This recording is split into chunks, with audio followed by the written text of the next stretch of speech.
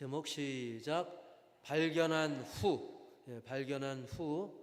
이 말이 44절에 나옵니다. 우리 44절 읽어볼까요? 시작. 천국은 마치 밭에 감추인 보화와 같으니 사람이 이를 발견한 후 숨겨두고 기뻐하며 돌아가서 자기의 소유를 다 팔아 그 밭을 사느니라. 아멘. 오늘 예수님께서는 천국을 뭘로 비유하셨어요? 마치 밭에 감추인 보화, 밭에 감추어져 있는 누군가 이렇게 묻어놓은 그런 보화로 비유를 했어요. 그 시절은 요즘과 다르게 요즘에 주로 가치 있는 것은, 좋은 것은 어디에 맡겨둡니까? 바로 은행에 맡겨두고, 또 금도 또 따로 보관해서 맡기는 것이 또 따로 있죠. 못 믿겠으면 그냥 자기 앞마당에 감추기도 하고, 또 비밀 장소에 감추기도 하고. 옛날 우리 할머니들은 막 구들장에다가 이렇게 했다가 나중에 보면 돈이 다 타가지고 막 눌어가지고 또는 침수가 되고 막 그런 일도 있는데, 예수님 당시에도 자기 귀한 거를, 귀중품들을 자기 땅에 감추는, 자기가 소유한 밭에 또는 땅에 감추는 일이 흔했습니다. 하지만 그렇다고 해서 우리가 아무 밭이나 팠을 때 거기서 반드시 그 보화를 발견할 수 있다는 보장은 없죠. 그리고 그냥 보화가 아니라 자기 있는 전 재산 다 팔아서 그것을 살 만한, 그것을 가질 정도의, 그 정도로 귀한 보화를 발견할 수 있는 일은 굉장히 희박한 거예요. 이것은 무엇을 말하냐면, 예수님이 이제 천국을 비유할 때 밭에 감추인 보화로 비유했거든요. 밭에 감추인 보화를 확보하는 것으로 비유를 하셨는데, 그만큼 내 있는 모든 소유를 팔아서 그 밭을 살 정도로, 그 정도로 귀한 보화를 발견하는 일은 너무나 귀하고 희박한 일이죠. 그만큼 귀하다는 거예요. 그만큼 귀한 게 바로 천국의 가치라는 것입니다. 천국의 가치는 그 정도로 귀한 거예요. 근데 놀랍게도 사람들은 그것을 잊어버리고 살아요. 근데 더 놀랍게도 교회 다니는 사람들도 그걸 잊어버린 것처럼 보이게 사는 경우가 의외로 많다는 거예요. 분명히 저분은 교회 다니시는데 천국이 없는 것처럼 사는 분, 지옥이 없는 것처럼 사는 분, 그리고 모습을 보니까 천국보다 저게 더 소중한가라고 느낄 정도로, 원래는 그 사람 있는 거 다 팔아서 사야 될 만한 가치 있는 그게 천국인데 그것이 느껴지지 않을 정도로 사는 경우가 참 안타까운 경우인 거죠. 그래서 이 말씀 우리에게 천국의 가치를 다시 한번 깨닫게 해주는 그런 말씀인 거예요. 그런데 어떤 사람들은 또 이 말씀을 가지고 또 다르게 접근하는 분도 있어요. 뭐냐면, 아니 남의 밭에서 부활을 발견했다면 그 주인 돌려줘야 되는 거 아니에요? 물론 맞죠. 법으로는 그렇죠. 그리고 실제로 예수님 당시에 그 랍비의 어떤 율법 조항 그런 걸 봐도 그렇게 가르치고 있어요. 남의 밭에서 그 주인 물건 발견하면 그 주인 돌려줘야 된다, 그렇게 가르치고 있죠.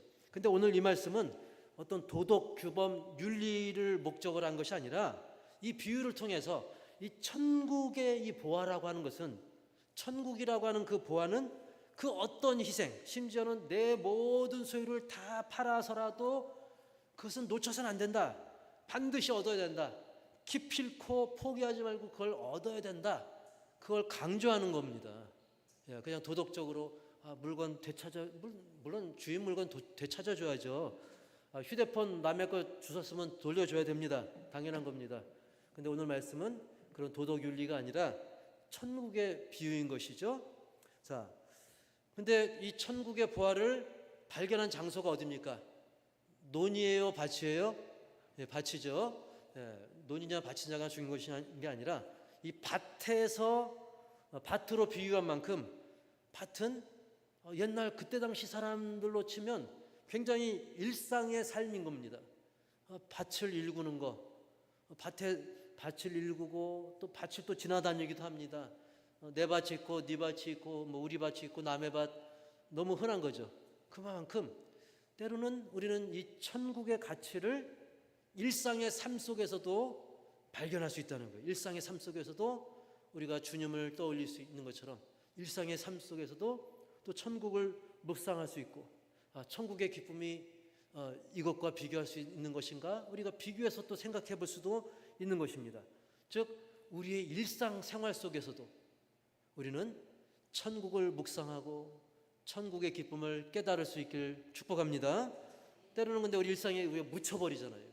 일상에 묻힌 이 천국의 보화를 우리는 일깨우는 것이 참 중요하다는 겁니다. 그리고 오늘 말씀 제목처럼, 오늘 말씀 제목이 뭐라 그랬어요?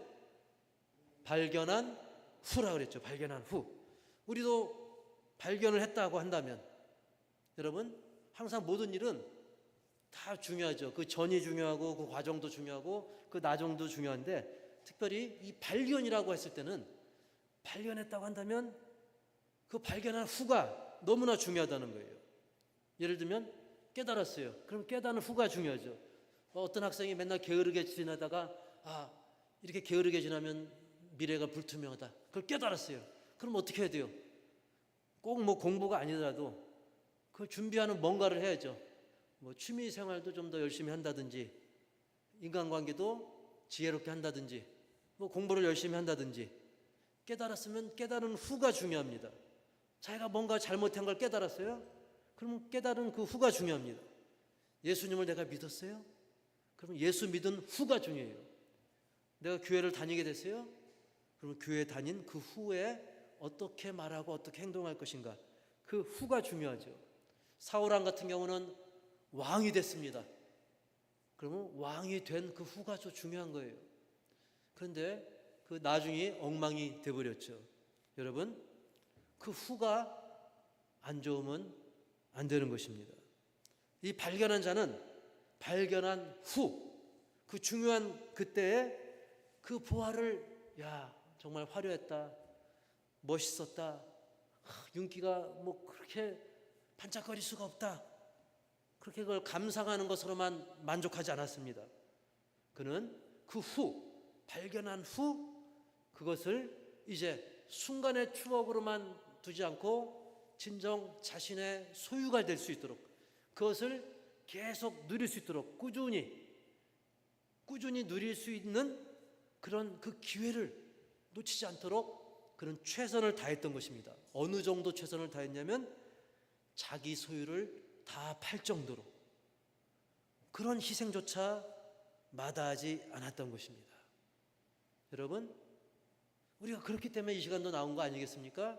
우리가 진리를 깨달았기 때문에, 예수님을 믿었기 때문에, 그 후에 우리의 믿음이 더 자라고, 말씀을 들어서 믿음이 자라고, 그리고 말씀 붙들고 기도해서 응답받고 하나님의 더 풍성한 은혜를 누리기 위해서 우리는 과거로 돌아갔다고 한다면, 그때 그 이후 결심을 하고 작정을 하고 또 이렇게 습관이 됐기 때문에 이렇게 좋은 습관대로 우리가 이 시간도 함께하고 있는 것입니다. 여러분, 발견한 후 그의 삶은 어떤 기존에 갖고 있던 그 소유, 자기가 이미 소유가 있었거든요. 자기가 있었던 그 상태, 거기서 만족하지 않고 그는 보화를 중심으로, 새롭게 발견한 그 보화를 중심으로 한 삶으로 변화받았다는 겁니다. 할렐루야. 여러분, 누구라도 다 가진 게 있긴 있어요. 그죠?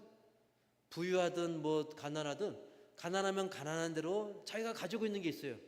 꼭 물질만을 말하는 게 아니라 내가 기존에 갖고 있던 성격, 기존에 갖고 있던 어떤 습관, 이게 다 있습니다. 하지만 이제는 보화를 발견했어요. 천국을 발견한 거예요. 천국의 기쁨을 발견하고 내세 누리게 될 영광과 그 찬미와 그 형용할 수 없는 주님의 그 놀라운 은혜를 발견했어요. 그러면 과거에 붙들고 있는 거기에 얽매이지 않고 이제는 보화를 중심으로 새롭게 이제 재편이 되어야 되는 거예요. 뭐 군부대도 보면 새로운 새로운 장교가 오면 모든 것이 재편이 되죠. 축구팀, 요즘 올림픽 때문에 여러 가지 말이 많잖아요. 좋은 소리도 있지만, 배드민턴, 안세영 금메달 따서 좋긴 했지만, 또 배드민턴 팀에 대한, 또 협회에 대한 그런 재편의 목소리가 또 들려오고 있고, 축구 대표팀도 그런 얘기가 들려오죠. 여러분, 하물며 우리가 어떤 세상의 그런 금메달, 세상의 어떤 가치, 그런 걸 초월하는, 그것과는 도저히 비교도 할 수도 없는 천국의 보화를 우리가 발견한 믿음의 자녀라고 한다면, 우리는 그 믿음의 보화를 중심으로 새롭게 편성이 되어야 돼요. 그거 중심으로 나아가야 돼요. 그래서 과거에는 중심이 뭐였어요? 나 중심이었습니다. 내가 그래도 기분이 좋아야지. 그래서 내가 기분 나쁘면 교회, 내 기분 나빠, 내 기분 맞춰주는 교회로 가자. 10만 원 헌금하려는데 기분이 좀 거시기에 3만 원만 하자. 좀 치사하죠? 어떻게 나 중심, 또는 물질 중심, 또 혈연 지연 중심이었다라고 한다면, 이제는 발견한 후에는, 진정한 가치를 발견한 후에는, 이제는 우리의 삶이 천국 중심, 예수님 중심, 교회 중심으로 바뀌어야 될 줄 믿습니다. 그래서 우리가 이미 기존에 있는 거 다 내치라는 것이 아니라, 내 삶의 무게중심을 예수님께 두고 천국에 두고, 그거를 제대로 주님 기뻐하시는 뜻대로 잘 활용하고 우선순위를 지혜롭게 조정하라는 그런 말씀인 거예요. 그 다음에 우리 45절 말씀 또 보겠습니다. 45절 시작. 좋은 진주를 구하는 장사와 같으니. 아멘. 예수님은 또 천국을 뭘로 비유했냐면 좋은 진주를 구하는 장사. 이게 단어 하나하나가 굉장히 중요합니다. 따라서 합시다. 좋은 진주를 구하는 장사. 당시 좋은 진주는 그때 당시로 돌이켜보면 페르시아 만쪽, 그 다음에 인도양 쪽, 그쪽의 것을 좀 알아줬다고 해요. 요즘은 모르겠지만 그쪽 것을 좀 고가로 여기던 때인데, 당시 그만큼 그 중에서도 아주 최상급 좋은 거는 가격이, 우리가 요즘 진주 그냥 보석상에서 대충 동네 보석상에서 거래하던 그 수준과 달랐다고 합니다. 그 중에서도 특히 흠도 없고 티도 없고 모양도 좋고, 그리고 더구나 그 산지가 페르시아만, 인도양, 아주 좋은 그런 이름난 곳에서 거기서 이제 구하게 된 그런 진주는 그야말로 우리가 44절에서 우리가 읽었던 그 좋은 보화처럼, 감추인 보화처럼 그 정도로 굉장히 가치 있고 비싸다는 거예요. 오죽하면, 여러분 45절 다시 보세요. 45절 다시 시작. 또 천국은 마치 좋은 진주를 구하는 장사와 같으니. 아예 목표를 세우고 그걸 구했다는 거예요. 어떤 장사가 그 좋은 진주를 나는 구하고 싶다, 얻고 싶다. 그래서 그걸 찾으러 다녔다는 거예요. 막 수소문도 하고, 나 좋은 진주 나 갖고 싶다, 그걸 확보해야 돼. 그래서 그걸 찾으러 다니기까지 한 거예요.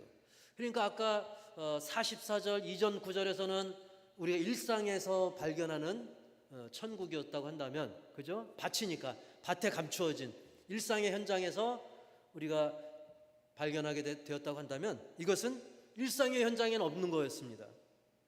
다만 그 장사가 열심히 구했다는 거예요. 열심히 구했다라고 하는 것입니다. 그래서 그걸 아예 목표로 잡고, 내 목표는 좋은 진주 찾는 거다, 그걸 목표로 세우고 열심히 찾아 헤맸다는 것입니다.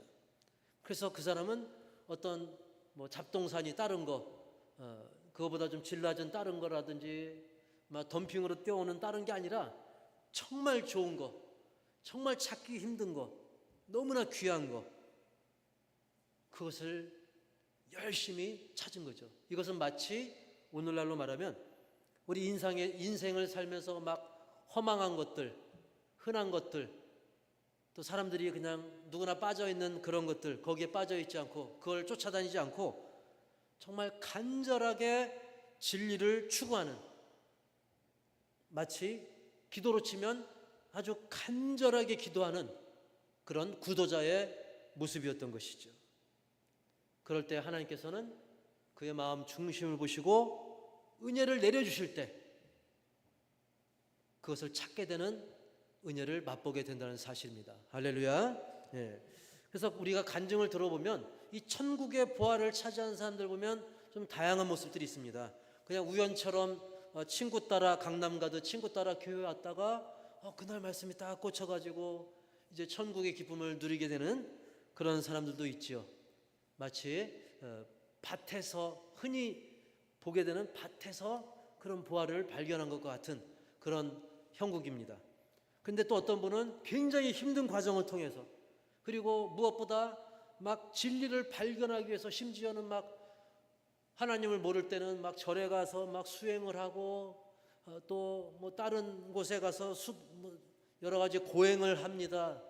굉장히 힘들게 최선을 다하고 참된 진리를 찾으려고 애쓰고 애써서 그야말로 몸부림치기까지 하다가 깨닫는 사람도 있습니다. 다양한 상황이 있어요. 근데 중요한 거는 어찌되었든 주님을 만나면 되는 것입니다. 할렐루야.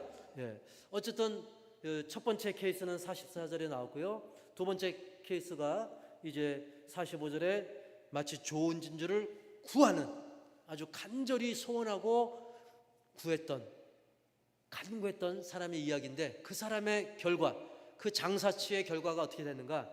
그렇게 구했더니 어떻게 됐습니까? 46절 시작. 가서 자기의 소유를 다 팔아 그 진주를 사느니라. 아멘. 여러분, 극히 값진 진주를, 그걸 몇 개를 발견했어요? 몇 개요? 하나 발견했습니다. 극히 너무나도 자기가 갖고 싶었던 극히 값진 진주를 많이도 아니고 하나를 발견했습니다. 이것은 요즘으로 말하면 정말 진리를 위해서 자기의 의지를 다한 자에게 하나님께서 은혜를 베푸셔서 그걸 발견토록 하신 것이죠. 이 말씀을 대하니까 마태복음 7장 7절 말씀이 떠올랐습니다. 우리 한번 시작. 구하라 그리하면 너희에게 주실 것이요, 찾으라 그리하면 찾아낼 것이요, 문을 두드리라 그리하면 너희에게 열릴 것이니. 아멘. 여러분, 구하는 자에게 하나님은 주시는 넉넉하신 우리 하나님 아버지신 줄 믿습니다. 넉넉히 주되 넘치도록 주십니다. 에베소 3장 20절 시작.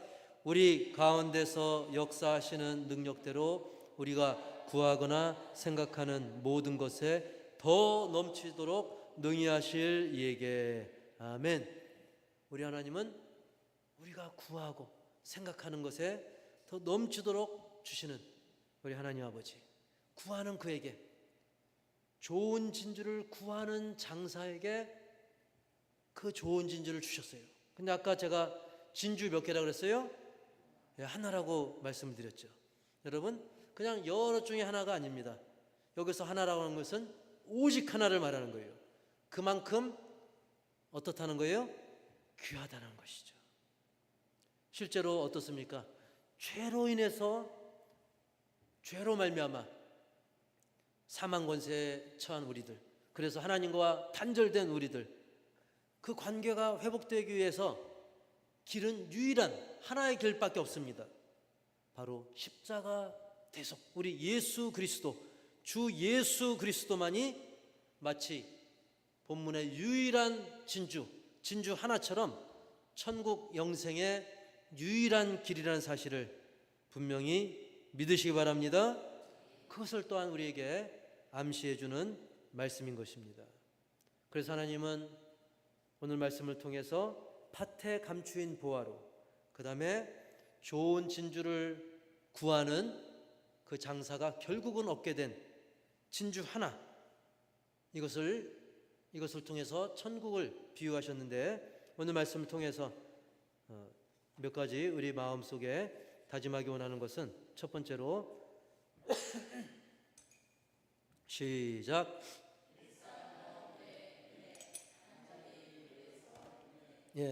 여러분, 그래서 오늘 말씀을 통해 우리는 아까 밭과 같이, 일상 접하는 밭과 같이, 그리고 그 진주를 구하는 장사가 막 얼마나 힘들었겠어요. 배 타고 여기도 갔다 저기도 갔다. 요즘처럼 교통이 좋습니까? 그렇지 않죠. 막 노심초사하고 막 그 거래, 그 흥정, 여러 가지. 결국은 어떻습니까? 자기 소유를 다 팔 정도로 그렇게 간절히 구한, 그래서 얻게 된 은혜가 있는 것입니다. 여러분, 그래서 우리는 어떤 걸 취할 것이냐? 따라서 합시다. 다 취하자. 다 얻으면 되는 거예요. 우리는 일상 삶을 통해서도 이 천국의 은혜를 누리세요. 여러분, 막 고생하다가 회개하고 돌아온 사람들의 간증, 공통점 뭡니까? 지나고 보니까 일상이 다 은혜였다는 거죠. 전에는 하늘 보고 은혜를 못 느꼈는데 저 하늘을, 푸른 창공을 보니까 저렇게 아름다울 수가 없다. 이 바람에 흩날리는 나뭇잎을 보니까 그렇게 은혜가 될 수 없네. 여러분, 그 간증을 통해서 우리는 일상 가운데서도 우리는 은혜를 느낄 수 있고, 일상 가운데서도 천국의 기쁨을 미리 맛볼 수 있구나. 그래서 우린 사방으로, 동서남북, 위로 아래로 일상 가운데서도 그 천국의 기쁨, 그 은혜를 누리시기 바랍니다.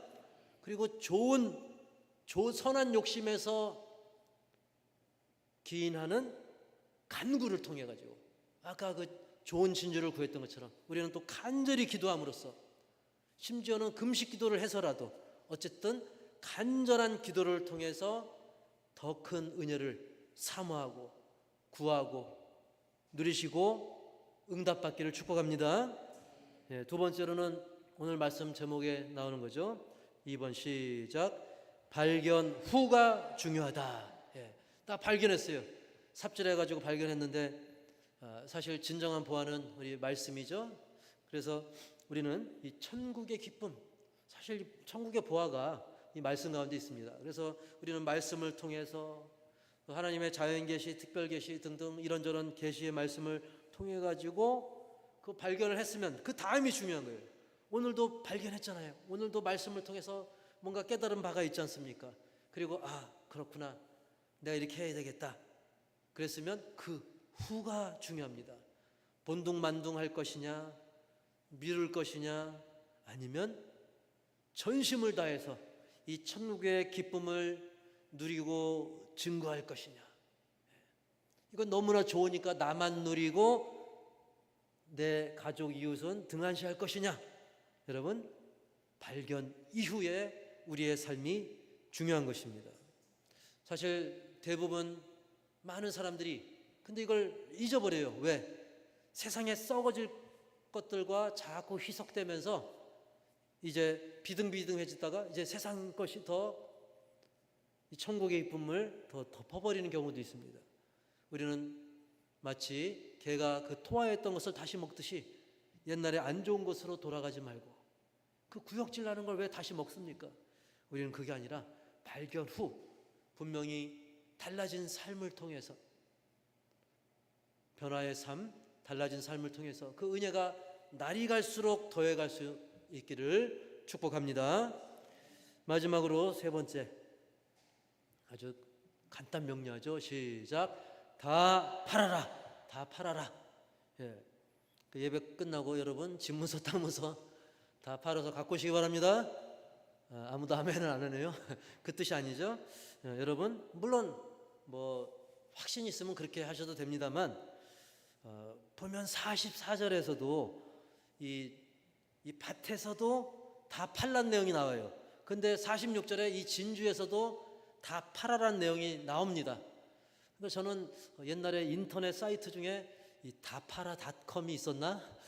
그런 희미한 기억도 있는데, 여러분 그 정도로 아까 제가 뭐라 그랬습니까? 다 다 팔 정도로 모든 것을 다 희생해서라도 여러분 심지어 팔, 다리를 잃더라도 눈이 안 보이더라도 귀가 안 들린다 할지라도 말을 못한다 할지라도 우리는 천국 영생의 가치만큼은 절대 놓쳐서는 안 된다. 차라리 절름발이로도 천국 가는 것이, 소경으로라도 천국 가는 것이 중요하다. 실제로 눈을 빼라, 다리를 잘라라는 뜻이 아니라 아시잖아요. 모든 다른 것은 놓치더라도 모든 것을 다 희생해서라도 천국 영생의 복만큼은 놓쳐서는 안 된다라는 말씀인 겁니다. 근데 사람들이 흔히 일반적으로 볼 때 잘 못 놓는 게 이게 물질을 잘 못 놓습니다. 그러다 보니까 오늘 말씀에서도 반복적으로 소유를 다 팔아 라고 46절에도 말씀했고 44절에도 자기의 소유를 다 팔아, 밭의 경우든 진주를 사는 장사의 경우든 이 자기의 소유를 다 팔라라고 말씀한 이유는 그 정도로 자기 물질, 재산에 대한 집착이 특히 우리 대한민국은 또 어려운 시절을 겪었기 때문에 그것이 뼛속 깊이 새겨져 있는 경우들이 사실 많습니다. 여러분, 우리는 뭐 무조건 있는 재산 다 팔아라는 뜻이 아니라 우리는 무엇이 더 소중한가, 무엇이 더 가치 있는가, 그리고 세상에서 내가 귀하게 여기는 것조차 사실은 천국 영생보다 우선순위에 있을 수는 결코 없다. 그걸 잊지 말아야 돼요. 지난 주 중에 이제 아는 목사님 이제 방문을 하셨는데 그 목사님 그런 말씀하시더라고요. 자기 교회 막 11조를 내시는 분이 한 2, 30만 원, 그분이 점점 잘 돼가지고 나는 3, 40만 원 11조를 2, 30 한다는 것은 월 소득이 200, 300 된다는 거죠. 그러다가 3, 40, 300, 400 된다는 거예요.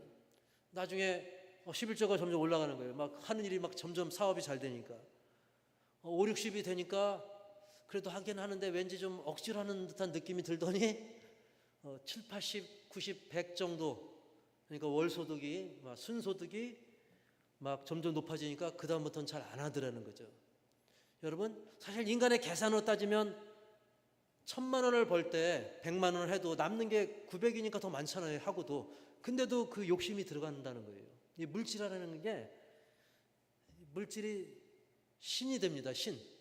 참신이 아니라 거짓신이 되는 거죠. 우상이 되는 거죠.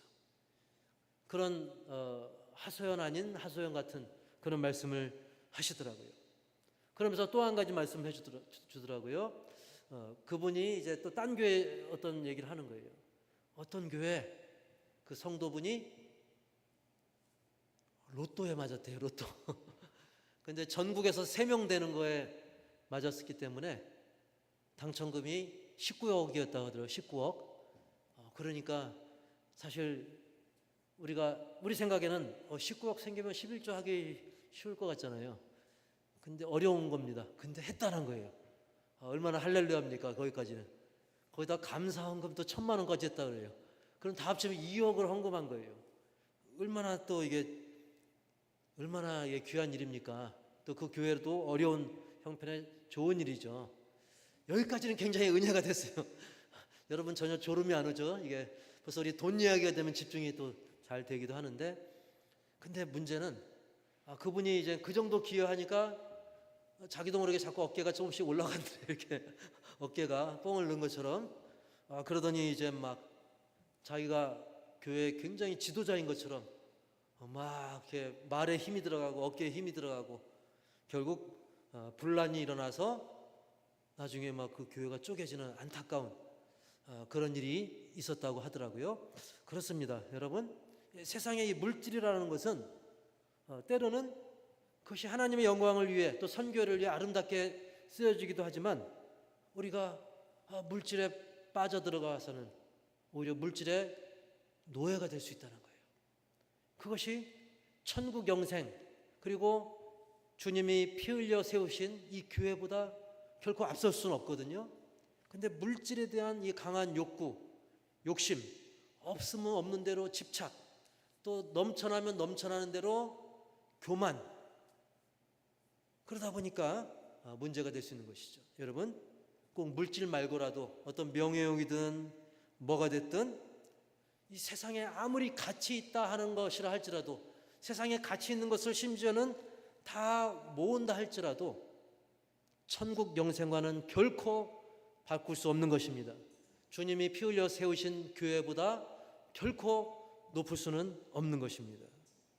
여러분, 그래서 이 말씀을 드리는 것은 정말 모든 걸 다 팔아서 바치라는 뜻이 아니라 정말 하나님 보실 때 진짜 가치 있는 것, 그것을 위해서 우리는 덜 가치 있는 것을 과감하게 다음 순위로 들 수 있어야 되고, 물론 때로 주님이 쓰시겠다 하면 또 드릴 줄도 아는 그런 온전한 헌신이 필요하다는 것이죠.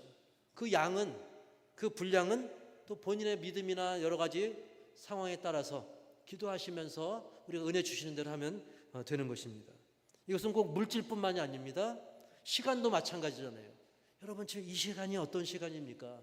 때로는 우리가 집에서 소위 방구석에서 딱 TV 틀고 치킨 먹으면서 배 깔고 또 소파에 누워서 치킨 먹으면서 올림픽 볼 수도 있는 시간이잖아요.